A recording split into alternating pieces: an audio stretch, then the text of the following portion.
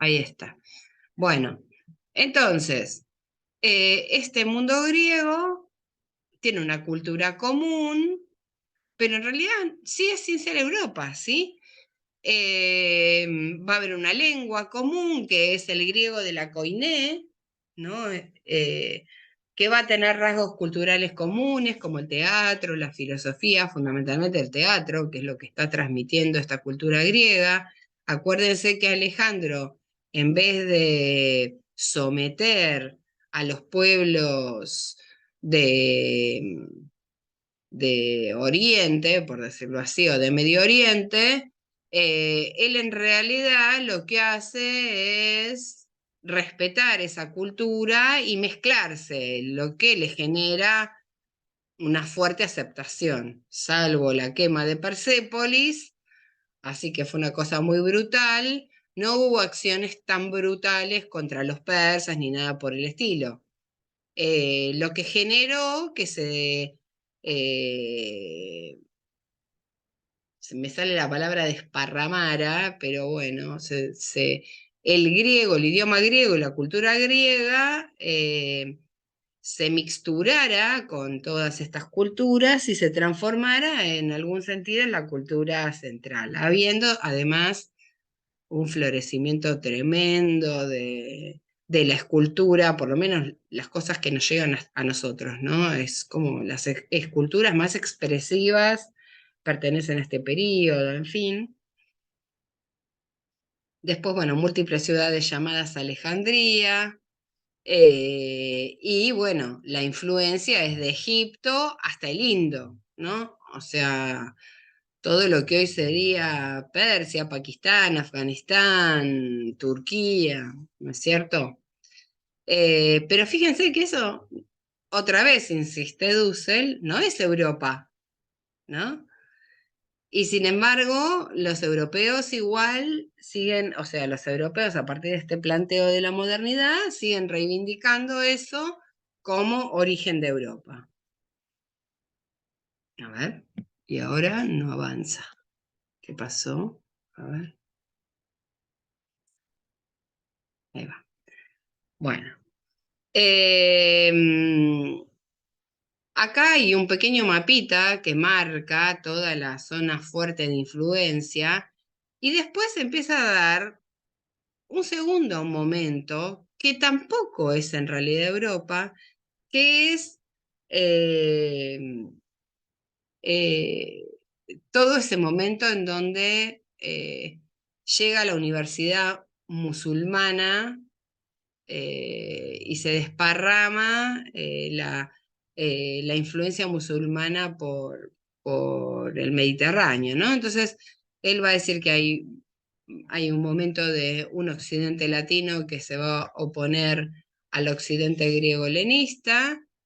Constantinopla se va a transformar en la capital del Imperio Romano Oriental. Esto es más o menos 336 más o menos después de Cristo. Se da la entrada de Aristóteles, esta vez sí a Europa, pero a través del mundo musulmán, ¿no es cierto? O sea, a través de la lectura que hacen los musulmanes de Aristóteles, ¿no? Ahí hay todo un periodo muy interesante, desde el punto de vista de lo filosófico, que normalmente no se trata en ninguna materia, qué es lo que pasa después de Platón y Aristóteles y de las escuelas helenistas eh, con la filosofía, ¿no? Surgen como dos fuertes corrientes, una corriente más esoterista, más mística, que empieza a desarrollar fuertemente la idea de la providencia, que tiene que ver con los adherentes a la filosofía platónica, a los pitagóricos, en fin, y otras dos vertientes, una epicúrea y la aristotélica, que es más científica, que en este periodo van como entre el 300 y el 500, pierden influencia frente a las otras, a las otras corrientes, pero todas estas corrientes conviven. Y al aparecer la filosofía musulmana, o sea, existiendo esta necesidad de parte de todas las religiones de justificar algunas cuestiones de sus propios dogmas, de justificar racionalmente, echan mano o mezclan o, en fin, de estas corrientes. De estas corrientes filosóficas o de las corrientes filosóficas que imperaban, no sé si echan mano, ¿no? Supongo que estaría todo bastante mezclado. Siempre recomiendo una película que se llama Ágora, en donde uno puede ver en algún sentido, por supuesto es una recreación de una persona, de un español, creo que es Amenábar, este, del periodo, pero ahí se ve cómo se superponen, ¿sí? Las diferentes corrientes, las filosóficas, las religiosas, en fin. Em, Lo que acá subraya Dussel es que en este periodo la Europa latina en realidad es periférica y es secundaria, y está bastante aislada, porque lo que domina geopolíticamente, o lo que va a dominar, ¿no? Es todo el mundo turco, el mundo musulmán, fundamentalmente cuando se produce la caída de Constantinopla, ¿no? Y queda el occidente latino como algo aislado y enfrentado a este mundo turco, a este mundo musulmán, ¿no? Entonces, lo que empieza a subrayar acá es que en realidad Europa nunca fue el centro. En realidad, podríamos decir, sí, hubo un momento del Imperio Romano donde igual era el Imperio Romano, no Europa, ¿no es cierto? Eso es lo que va subrayando él. En donde el Imperio Romano era el centro, pero no Europa. Y la otra cosa que él subraya es que el helenismo alcanza mayor universalidad, no alcanza tanta universalidad como sí alcanzó la cultura musulmana, ¿no? A ver. Acá empieza a marcar cómo es que surge esta idea del romanticismo alemán, de la idea de Europa. Es como que el romanticismo alemán se apropia de la idea del mundo griego, ¿no? Encuentra como ahí su origen, lo continúa a través del mundo cristiano medieval, ¿no? Con el imperio carolingio, en fin, y encuentra una línea que nos lleva al mundo europeo moderno. Y en el esquema 1 lo que vemos es en realidad la cantidad de influencias y los cruces, ¿no? Vemos semitas, Egipto, pueblos del norte, que todos confluyen en algún sentido en el mundo helenístico clásico, el mundo oriental y perdón, el mundo romano occidental y el mundo bizantino, el mundo árabe musulmán, la España, la España y Portugal, que en realidad eh, quedan separadas del resto de Europa y muy relacionadas con ese mundo árabe musulmán, ¿no? Esta relación también que hay para él con el mundo germano latino y el mundo musulmán, el momento del Renacimiento italiano, el descubrimiento de América y la Europa, lo que llevaría todo esto, este complejo entramado en todo caso, al surgimiento de esta Europa moderna. En el esquema 3 lo que él dice es que en realidad Europa lo que anula es toda esta vertiente que viene desde el mundo musulmán y desde el mundo turco, como que le ignora, ¿no? Si lo vemos hoy en día incluso, hay un poco esta idea o esta influencia eh, donde Turquía se la considera como afuera de Europa, ¿no? Eh, como que está en el margen, ¿no? Y bueno, y ya Medio Oriente es otra cosa, ¿no? Eh, por el lado del mundo turco-musulmán es donde habría también una influencia de China, por las estepas mongoles, en fin. Además, a través de China estaría todas las culturas del Océano Pacífico y de Mindanao, en fin, y las culturas de Indochina, y como que Europa otra vez se corta, se aísla, en fin, eh, de todos estos sistemas. Profe, este choque de culturas tiene que ver, me imagino, ¿no? Que es por causa de la religión, o sea, ¿por qué son expulsados el mundo islámico de la península, por ejemplo, de España y empieza a haber todos esos choques? O sea, tiene que mucho que ver la religión ahí, ¿no? Yo creo que hay, bueno, puntualmente de España hay como un conflicto porque España queda aislada, queda en un momento prácticamente dominada por los musulmanes, pero no había tampoco todavía esta idea de nación, ¿no? La idea de nación es algo que va a surgir más adelante. Eh, me parece que lo que está marcando acá Dussel es que la idea de Europa es una idea artificial, ¿no? Si nosotros nos ponemos a pensar, por ejemplo, hay España incluso hay un momento en donde la costa que da sobre el Mediterráneo tiene muchos asentamientos griegos y romanos, ¿no?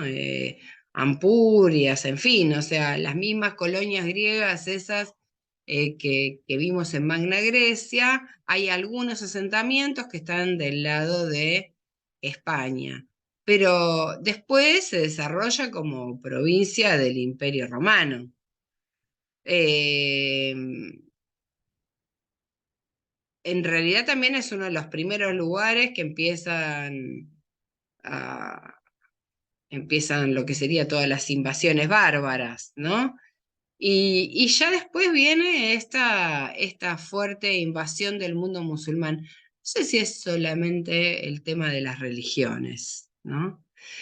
Piensen también, por ejemplo, que los dos estados que más tarde se consolidan, pero que son muy importantes para el desarrollo de Europa, que sería Italia con el papado, en fin, y Alemania, eran conjuntos de principados, no eran países, ¿no? Consolidados.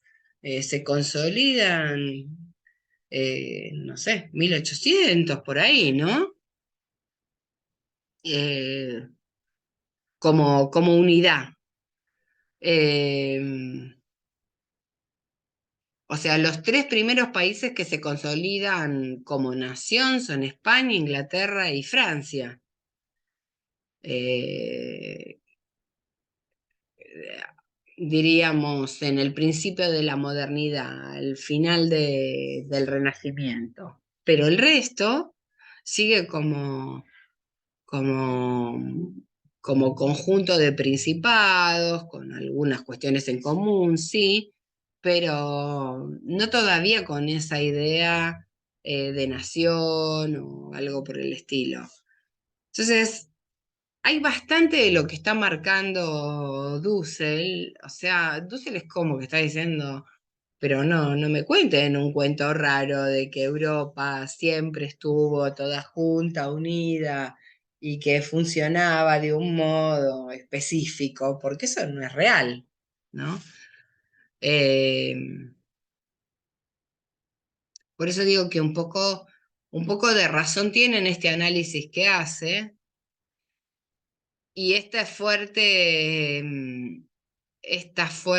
¿cómo diríamos?, descalificación o ignorar las influencias árabes y turcas, me parece que tiene que ver, puede ser que con la religión, pero supongo yo también que como esta sensación de la fuerte diferencia del otro, ¿no? Y también no se olviden que las cruzadas siempre fueron, que duraron bastante, que son como 11, este, fueron todo un proceso de luchar contra esta gente que había invadido esas regiones. En fin, me parece que hay como razones no solo, bueno, religiosas también, obviamente, pero es como religioso-políticas, todas mezcladas.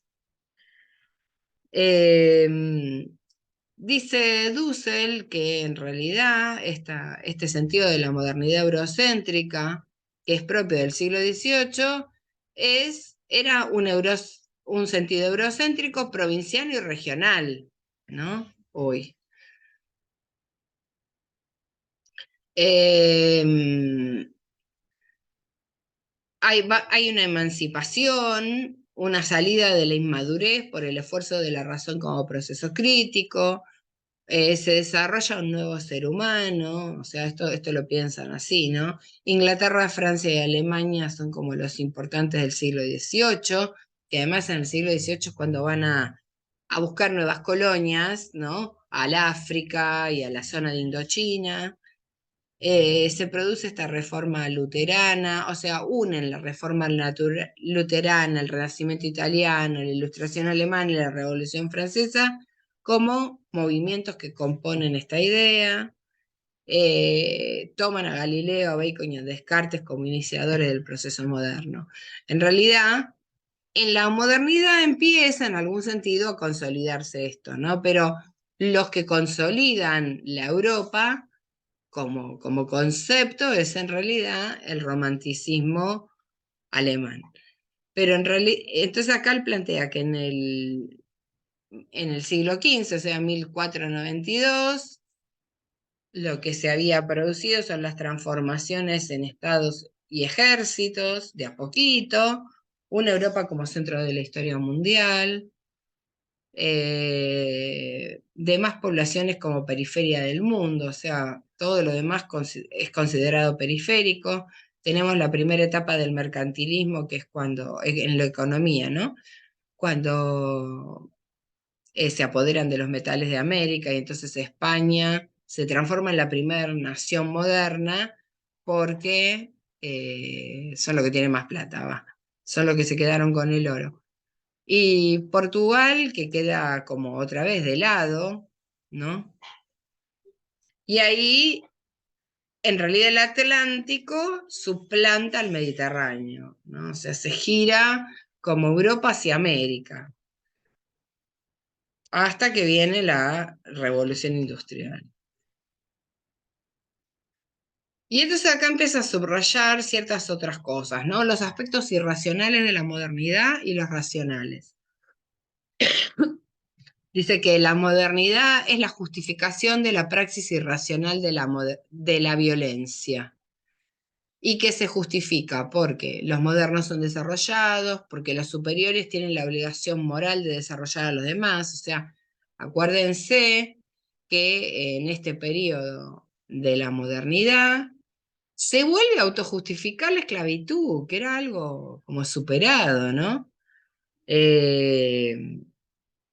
Y en vistas a justificar esto de apropiarse de los continentes y de esclavizar, por ejemplo, a los africanos, ¿no?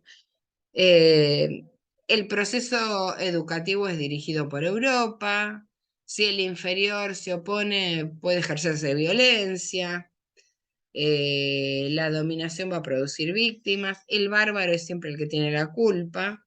El carácter civilizatorio justifica todo tipo de sufrimientos y sacrificios.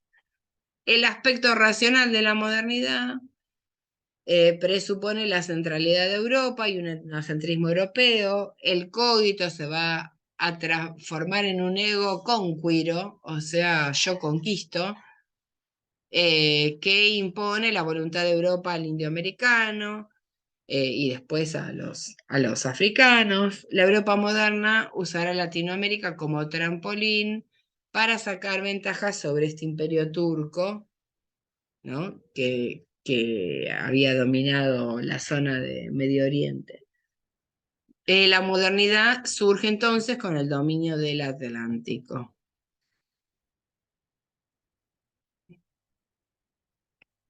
Y entonces acá señala a Dussel como última cuestión, o lo que propone, es una transmodernidad, ¿no? Que es evidenciar este pasado violento, denunciar el encubrimiento del otro, liberar y emancipar al otro, y acá, en este concepto del otro, incluye no solamente a todos los pueblos originarios, a los africanos, sino a todos los que siguen siendo excluidos del mundo moderno y que son los condenados a la tierra, las mujeres, las personas de color, los latinoamericanos, todos los pueblos del sur. Entonces dice que así se supera la razón emancipadora cuando se define esta falacia desarrollista de la modernidad y cuando se descubre la dignidad ética del otro. Este concepto del otro vieron que es un concepto eh, de muchos pensadores, fundamentalmente de esta época, ¿no? De la época de los 70, en fin, lo vimos en Simone de Beauvoir, ¿se acuerdan? Eh, bueno, y acá ya estaríamos, esto sería más o menos todo. Eh, Creo que lo que es interesante es la reflexión. Vamos a apagar aquí.